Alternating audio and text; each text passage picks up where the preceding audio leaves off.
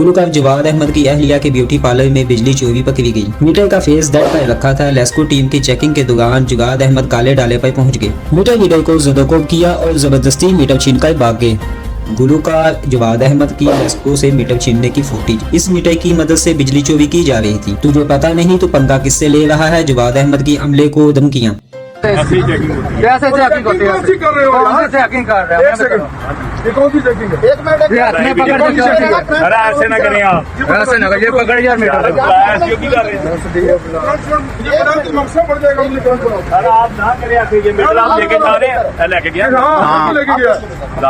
दूसरा पुलिस को आप हम बुला लेंगे, कोई बात नहीं, हम बुलाएंगे पुलिस। बुलाओ पुलिस को, अभी बुलाओ। आ जाती है तू यहां से निकल, ये फ्लोर लगने के घंटे से आपकी ऐसे नहीं कर सकते।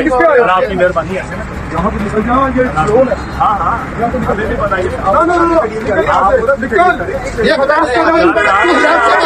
आराम से बात कर।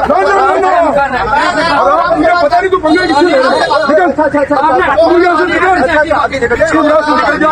पुलिस को लेके आओ। मैं देखता हूँ उसको।